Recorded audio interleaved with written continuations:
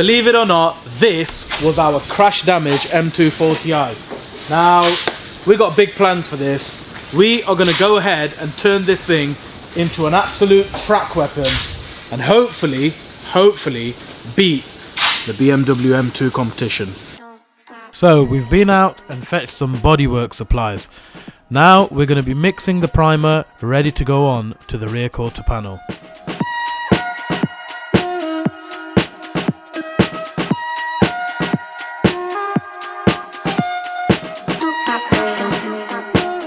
So next, Jamal will be applying the primer. As you can see, he's starting off by doing the edges and slowly working his way across the rear quarter panel in a nice right to left motion, so he's evenly applying the primer to the rear quarter panel.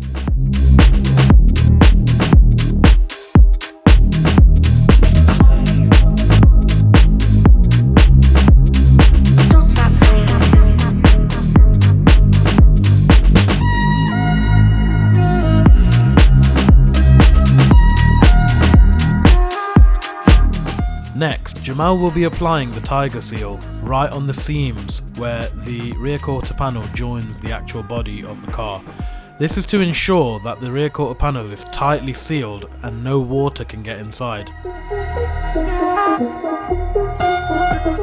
Cold and windy here today in our commercial tent.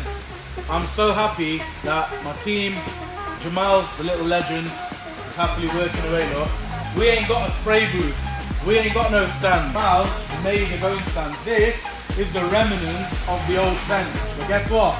We don't let anything go to waste here. We used them, welded them up and made our own stands. And that's not all. Look at this. The bonnet is hanging. Yeah? So when he sprays in here, he's going to have a perfect job, just like we did today. Let's do this! And now it's time to get some actual colour onto the rear quarter panel. It's prepped, it's ready, let's get it blue. Wow, look at the finish once the lacquer's gone on. Bearing in mind guys, this has not been flattened and polished yet. This is straight after the lacquer has gone on, it's been baked. And look at the results. Look at the finish on that. It's not even been flattened and polished down yet. That's the finish. Bearing in mind, we've done it in an industrial tent outside. I'm gassed. Guess what time it is now? Refit time. Follow me. And we are back. A day later, you can see the panels and the bumpers and the tailgates are on the stands, nice and dry, ready for fitment. We won't be polishing these yet because we want to get everything fitted and then the polish will take place. But for now, it's time to get inside. Next, we're going to apply the bond so that we can fit the glass. And here you can see we're applying it onto the back, ready for the rear heated screen to go in. And now we're actually getting somewhere with the glass side of things.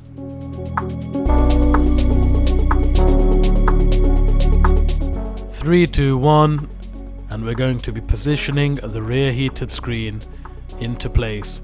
Now when we're dropping this in, we have masked the wires which go to the heating element of the rear screen. So once it's fitted and in place, we can go back inside and clip them in so the rear heated screen will work. If you are doing this at home, don't forget to do that.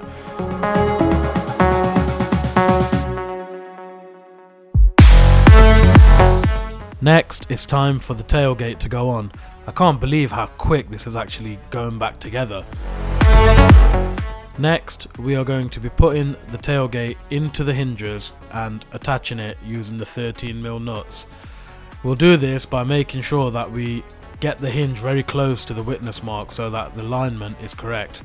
Here, Jamal showed me a nice old trick using masking tape. He basically threaded it through the tailgate and pulled the tailgate wiring through, which is an old school trick and I like it.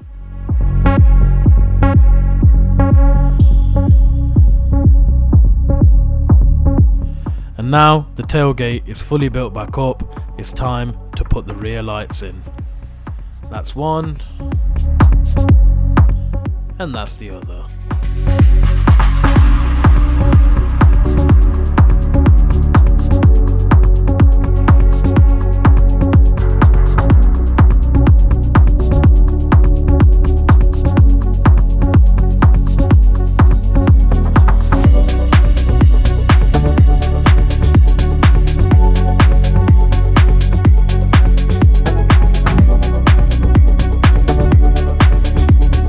So, lots of carbon, or Cuban fiber as I like to call it, the little kid on the TikTok. Look at these guys.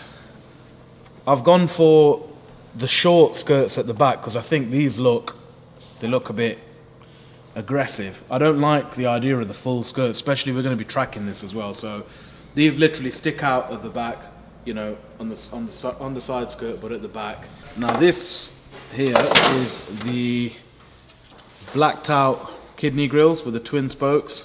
They look awesome, don't they, Joe? Gloss black M2 style mirror caps. They look awesome as well. I was originally going to go for the AP style, but it's quite nosy, like pokes out a little bit. I don't really want that going around the track and then it flies off and hits something. So we've gone for the M Performance mold, which is basically the same as the M Performance one, but in carbon fiber. So we like that. This is the rear diffuser, but it comes with the rear brake light. Now if you wire these up in a specific order, this will flash continuously when your foot is on the brake. That's obviously good for track use. You might have seen quite a few cars with this on it as well. I thought it's a little bit different and we are going to be using it on the track, so let's get the one with the brake light built into it. So that's an awesome rear diffuser in carbon by Carbon Factory. We've been dealing with Mike from Carbon Factory. Mike is a gentleman. I told him what we were doing. Obviously it's our launch video for the Damage series. Very happy, nice guy. And oh, Mike, thank you for that. He's gave us some stickers and a bit of a thank you card here. CF Carbon Factory, thank you. Modifying your vehicle in an attitude, a lifestyle, a process to enjoy. Thank you for choosing us to be part of your journey. So I like that. Haribo's for you there, Joe. You can have them. He's also sent a Faraday pouch. I like this. That's a Faraday pouch, mate. These are about 30 quid, right?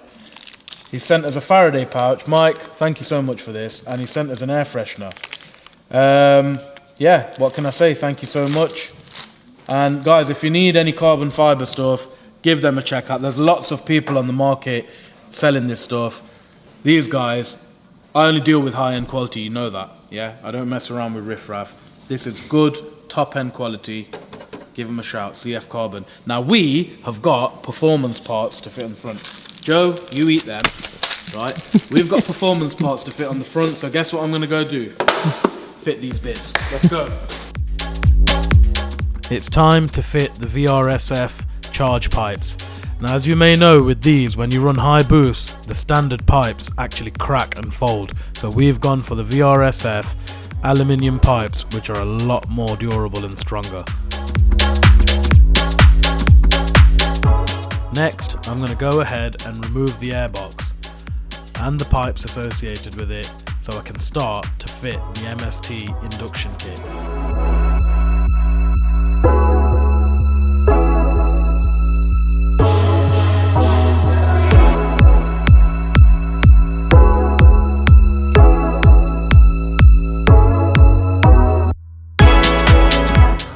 So a bit of a update, guys. This pipe here fits straight onto the turbo. Now upon removal, as you can see here, the plastic broke. Now, whilst we're in the area, my good friend Matt from MTC Motorsport has looked after us on the uprated turbo elbow, which I'm excited to see because one, it won't break like this plastic one, and two, with it being aluminium, should give you a smoother, better air delivery. Let's have a look.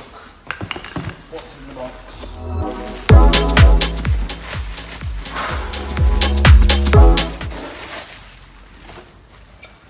Wow. Nice. So there it is, guys. I'm going to go ahead and fit that straight to the turbo, and now I can finish off and fit the MST induction kit we've got.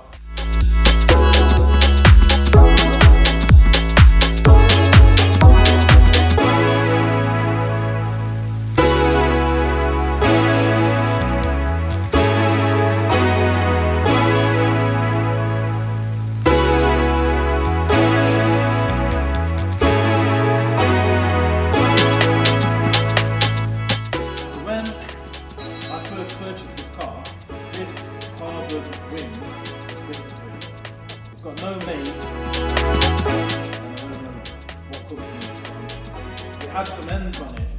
Now I thought, because it's been an accident, I can't really find the other end. One of the ends just flew off on impact. So I took the other end off and I caramel wheeled it and got it all clean. But I put it on and then my colleagues kind of laughed at me and said, this doesn't really do anything for the track use. Do you agree with me? Absolutely. So the whole purpose of a wing is to keep the rear end down when you're going fast around the track. That's not really high enough, and I think it's just for show purposes. So we're done with that one. And I went to a company online called APOC Racing. Okay, not Apex, APOC. Pretty much the same. That one's a little bit longer, but it comes with these risers. We're going to go ahead and fit this. Okay, so let's see what this spoiler has come with. It's come with a couple of steel brackets, which as you can see I'm marking out here, and then I'm going to be applying some masking tape so I can get my favourite tool out, the grinder. It's time to grind, but before that, let me protect the bodywork in case some little sparks go off and damage it.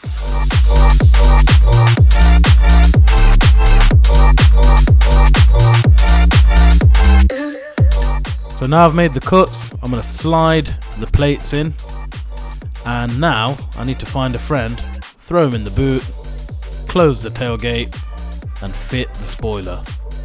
Now I know what you're probably thinking, look at the size of this thing, it looks like a bridge on the M1. Next we're going to be fitting the radiator pack and the charge cooler.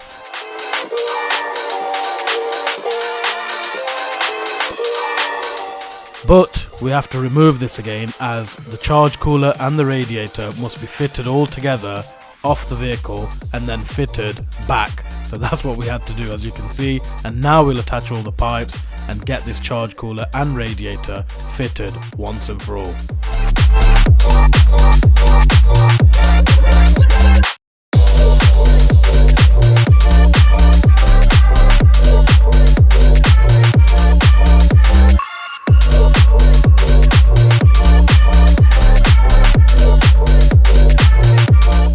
Next, I've already fitted the aluminium crash bar inserts. As you can see, they're like little brackets.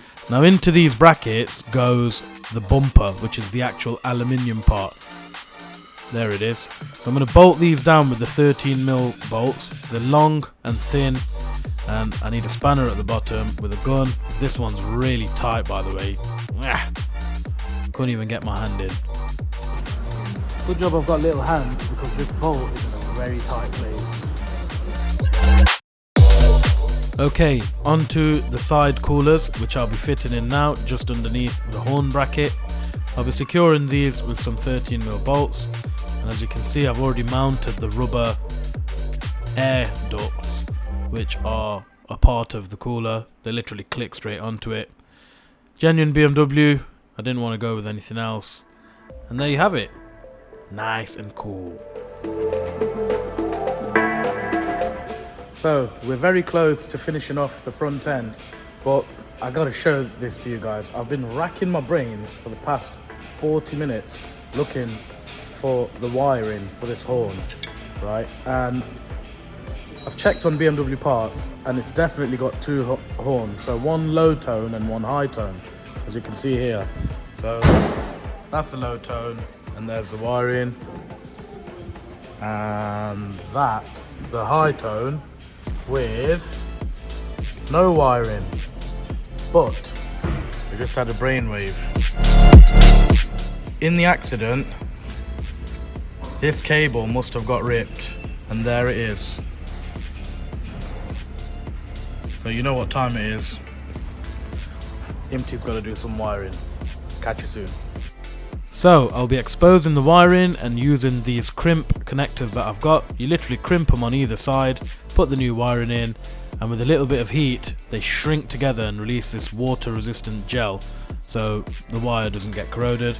I'll tidy the wires up, and using the factory tape I'll tape it all together, make it look nice and pretty, and get it out of the way. Okay guys, so we've been very busy building the front end up of our M240i. As you can see, the wings are on. We've also test fitted the Pro Track wheels, which are the 18s. We are going for a square settle, but I'm not going to talk too much about that now. In the next episode, you'll come to learn about once we fit the suspension and the modification parts. The lights are in. As we can see, they are the newer style lights with the Hexus. We will be doing some fancy with Bennett as well. So for now, we're going to put the rambling on. I'm going to go ahead, fit the front bumper. I've got foam to fit in the occupancy sensor. Once that's done, the bumper's going on. Quick update on the driver's door as well. That's all fixed now. We have to swap a few wires around to make the folding mirror work. So basically, the folding mirror door wiring and the car that doesn't have it are completely different. The only way to make them work is look through the wiring diagram, flip the wires around, and now everything works. So that's that. I'm going to go ahead and fit the front bumper. Catch you in the next episode.